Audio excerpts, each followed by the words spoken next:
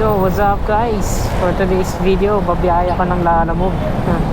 So first time ko lang to guys. First time kong bumiyaya. Ito yung unang booking. Yan. Hindi pa ako familiar sa mga pinagsasasabi ko. Ito, papunta na ako sa may pick up point guys. Hello? Hello po? Lalamove po? Yes po. Nasaan na po kayo? Dito Sir, dito ko sa Mrs. Kinita, sir. Nandiyan ka na sa Sergeant Barbershop. Opo, ito po. Dito po. Dito ka, sir, pasok ka sa may tricycle. May kausap lang kasi ako eh.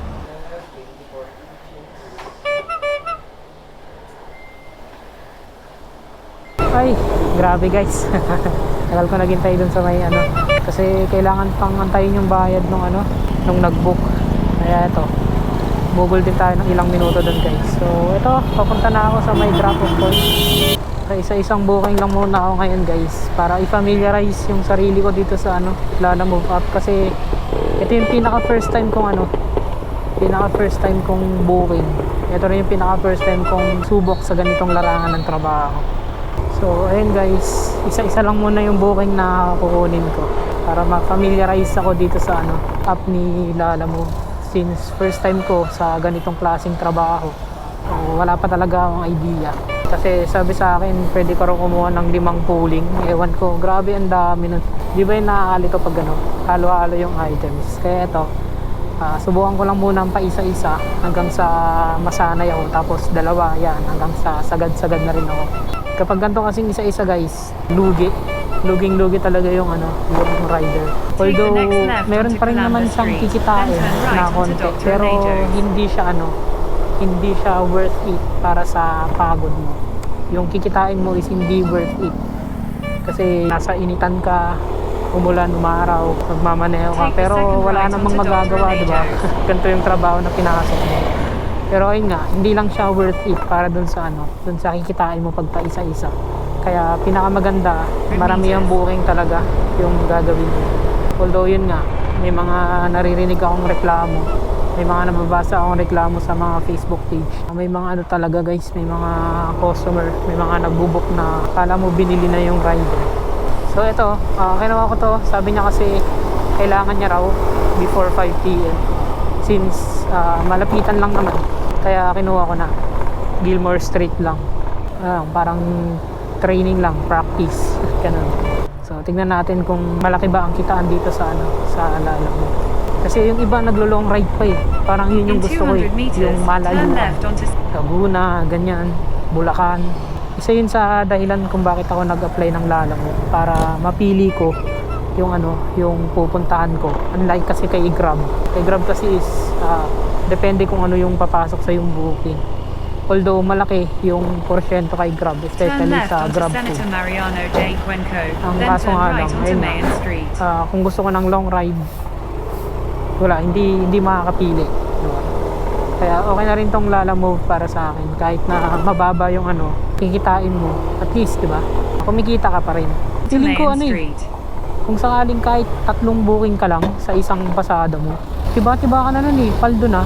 Tapos kung sakaling may tip pa, diba? Pero wag lang sana yung mga booking na sobrang lalaki. Yung isang booking mo pa lang, punong-puno na yung motor mo, wala na, hindi mo na masasabayan yung booking na ganun. Tapos ang malala pa, marami rin akong nababasa guys, may mga nagfi-fake booking. Ang lala ng mga taong ganun.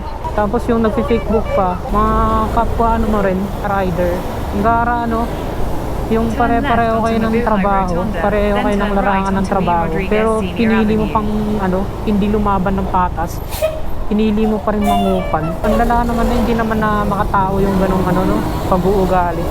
Kaya kung sino ka man nagsi-fake book ka at kung pinapanood mo tong vlog na to, makonsensya ka naman.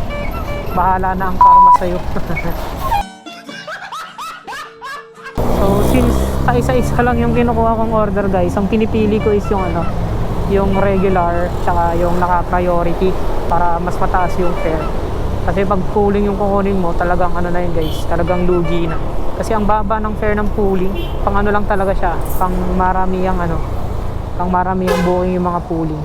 Although pati rin naman yung regular tsaka priority, pwede rin naman silang sabayan. Kaya netong guys, order ko, regular to, pero ang liit, parang wala akong dala. Computer parts lang, parang yung hindi ko alam anong tawag doon, memory card, yung RAM. Ganun lang yung dala ko. So kung marunong lang sana ako, kung gamay ko na yung trabaho ganito, pwede ko siyang sabayan. Siguro mga 2 booking pa ganun.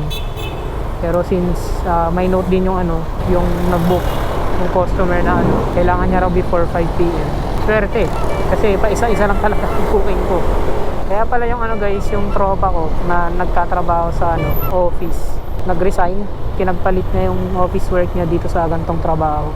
Kasi sabi niya pumapalo daw ng 1,600 yung biyahe niya sa 6 na oras. Pero ang ginagawa niya is long ride. So biruin mo yun, 6 na oras lang, meron ka ng 1,600. Sabi niya parang daw times 2, times 3 yung yung kinikita niya kada araw. Actually sideline niya lang daw sana tong Lalamove. Ang kaso nagustuhan niya yung kitaan. Pero kailangan pag ganito yung trabaho mo, madiskarte ka. Tulad nito sa akin, hindi pwede yung ganito na pa isa-isa lang guys. Malabong kikita ka sa gantong pa isa-isa lang. Pero ang kaibahan lang kasi sa sa office work, sa gantong trabaho, mas delikado talaga to. Kasi 2 gulong na yung gamit mo. May pagsapalaran ka sa kalsada. Napakarami aksidente. Napakarami aksidente sa kalsada araw-araw.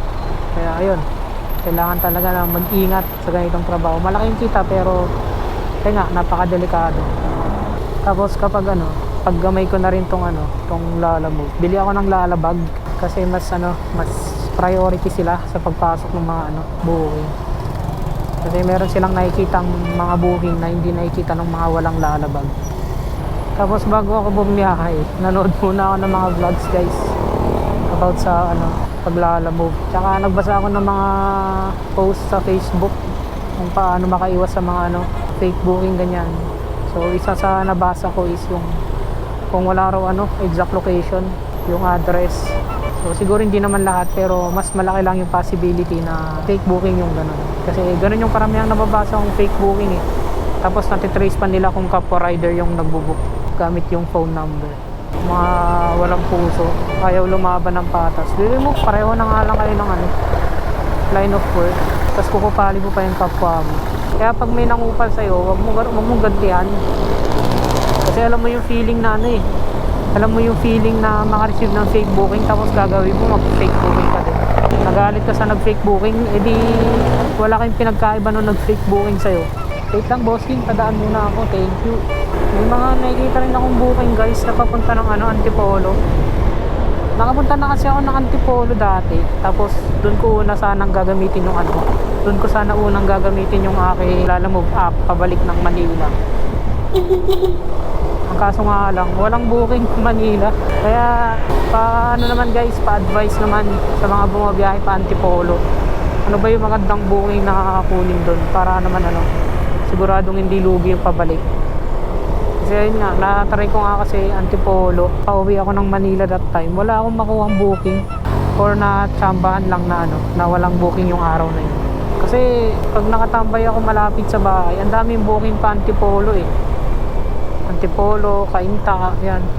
Kasi ang biyahe ng tropa ko is Taguig yan, Parañaque, Laguna. Doon siya kumikita ng malaki. Pero 2, 3, 4 na booking yung ginagawa niya. So maganda rin sana ganun kung yung puro booking mo is maliliit na. Sana pag ganun naman, magsabi yung mga mga customer kung malaki ba yung items. Pero may mga nababasa kasi ako na sabi doon no Lalabag. So siguro ibig sabihin nun malaki na yung item. Your destination is on the right. Hindi ko lang kung saan. Tawagan natin. Salamat. Sige po.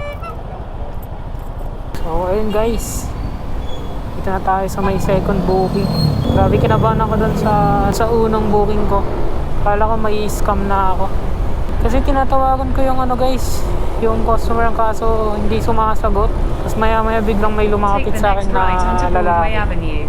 Tinanong kung para kanino daw. So ako naman, sinabi ko yung first name. Tapos pagkasabi ko ng first name, nagbayad, tapos binigay ko na yung item. Tapos umalis na. Tapos bigla akong na-realize, shucks, paano kaya pag hindi siya yun? Paano pag kinuha niya lang yung item, tapos biglang nagbigay na lang ng pera? Kinabahan talaga ako doon ng malala guys. Ay, wala namang no right turn on red signal. Pwede ako dito.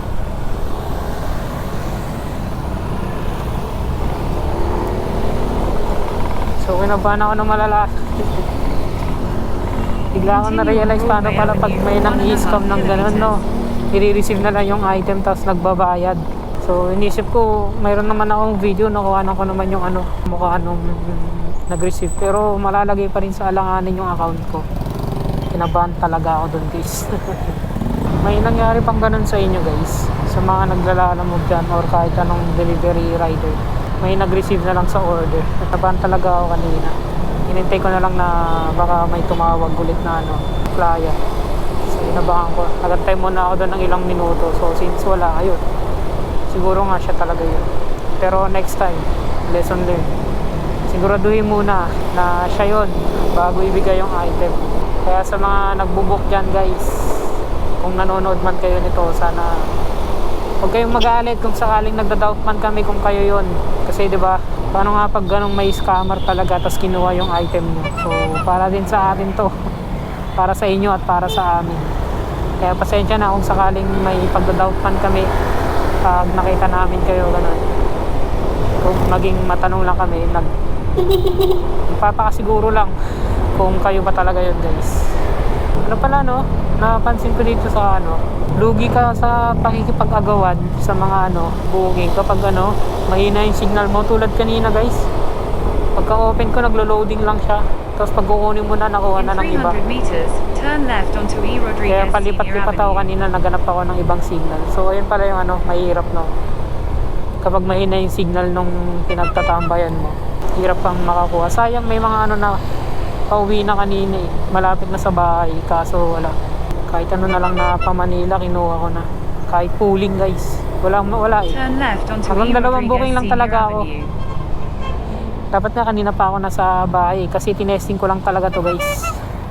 Hindi ko napansin kanina kung magkano yung bayad eh. Basta hinayaan ko na lang yung ano, hinayaan ko na lang si bossing na ano, magbigay kung magkano yung ano, yung fare. Hindi ko kasi makita kung magkano ba yung babayaran niya. Isa rin yung sa dahilan kaya ano, kinabahan ako kasi bigla lang siya nagamot ng pera na hindi ko alam kung siya ba talaga yun or what. Pero ayun, lesson learned na rin. At least diba, nakaano rin ako ngayon, 200 plus 145 kanina sa papunta, tapos ngayon is 150 na tayo. Continue on E. So ayun, kung naglalala-move rider ka, malakas yung kitaan, guys, kapag ano, maramihan, double booking, ganyan.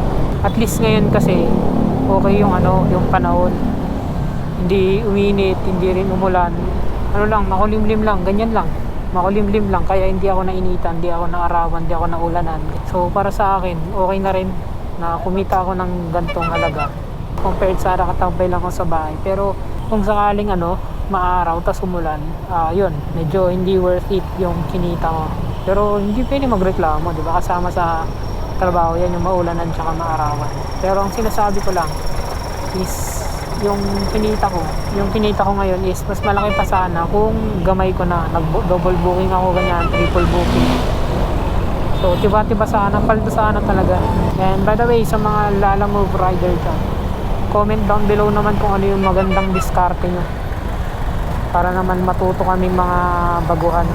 So ito, alam ko na madiskarte talaga yung mga nagdo-double booking ganyan, triple booking. Pero ngayon kasi, sana maintindihan nyo na ginamay ko lang muna ang app ni Lalamove. So ngayon, okay na sa akin. Bukas try ko na mag-double booking kung meron. Kasi hindi ko pa ganong gamay, guys, yung mga ano, lugar-lugar. Kailangan ko munang tignan yung mapa kung ano, saan yung daan para makita ko kung ano, kung paano mag-double book kanya. Nahirapan ako kanina kasi hindi ko nga kabisado.